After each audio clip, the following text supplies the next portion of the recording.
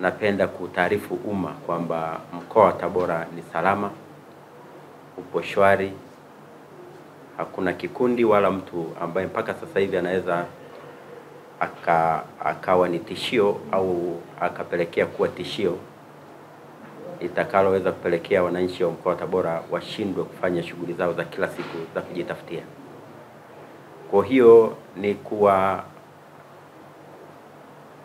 uhakika kwamba mkoa ni tulivu, mkoa ni salama, waendelee na shughuli zao za maandalizi ya kilimo.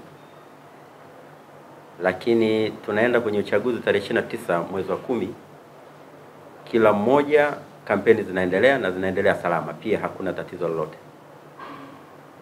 Sisi kama walinzi wa amani tunahakikisha kampeni hizo zitaisha salama.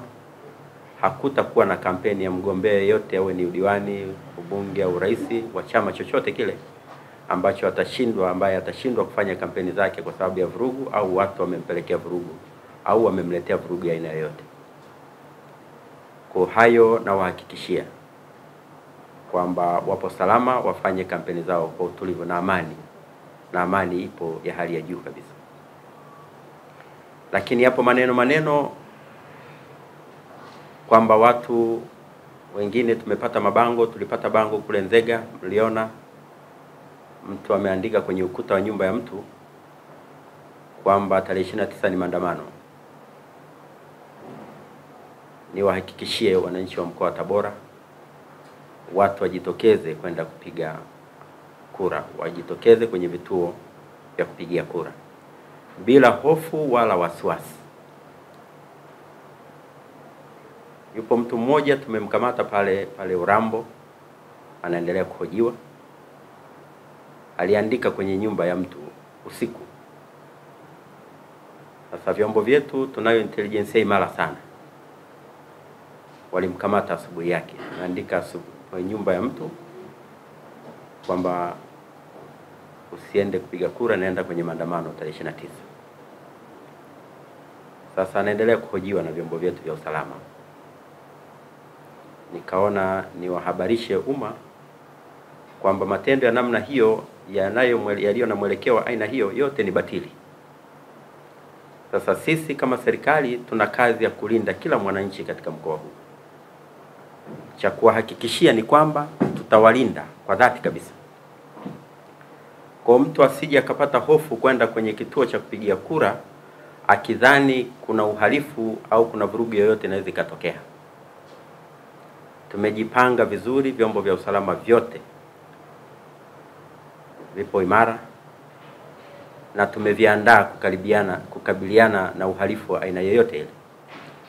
Katika kipindi hichi chote hichi mpaka tunamaliza uchaguzi, vyombo vimejipanga kukabiliana na uhalifu na vurugu ya aina yoyote.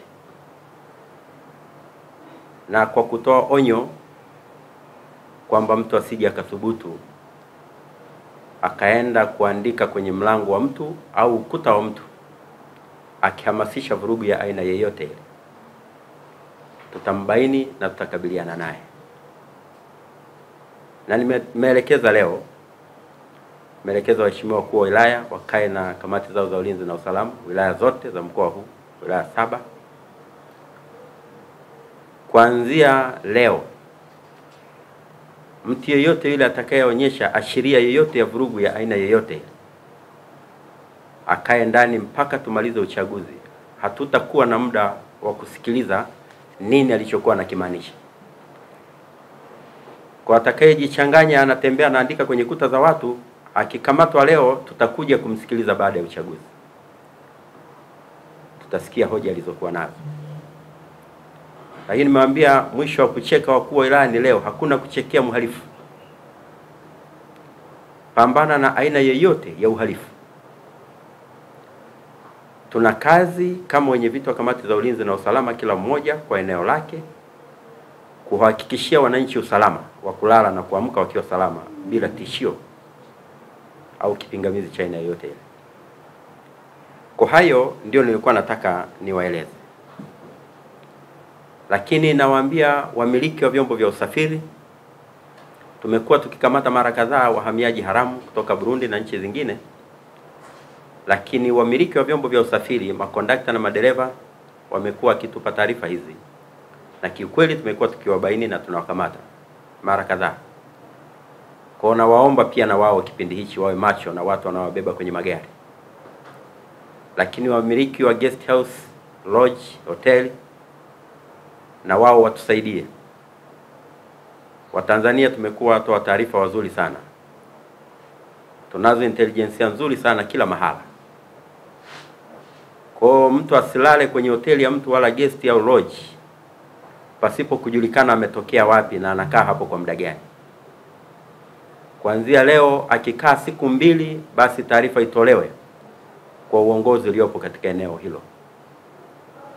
Hatutaruhusu mtu anakaa wiki haeleweki, siku 3, 5 haeleweki. Haraka iwezekanavyo taarifa itolewe ili aweze kuhojiwa kwa maana njema kabisa.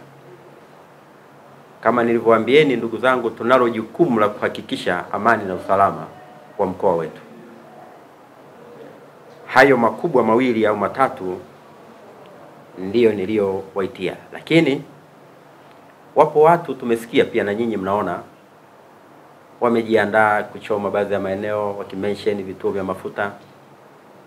Mimi niwahakikishie wamiliki wa vituo vya mafuta vyote hapa mkoa wa Tabora, hakuna mtu atakayelipua wala kuchoma kituo cha mafuta. Yatatumika kumdhibiti hayo mafuta huyu atakayeenda kuchoma. Kwa hiyo akienda kuchoma wao wamejiandaa. Tunavyo vyombo kila mahala, kila kituo cha kupigia kura. Tunao askari wa kutosha. Mpaka askari wa jeshi la uhifadhi nao ni askari wanalo jukumu la kulinda amani ya nchi hii. Wote kipindi hichi chote watahakikisha kila eneo lipo salama. Na vikosi vyote mnavyovijua ambavyo vipo katika mkoa huu vitahusika kuleta amani, kuweka usalama wa wananchi wa mkoa wa Tabora.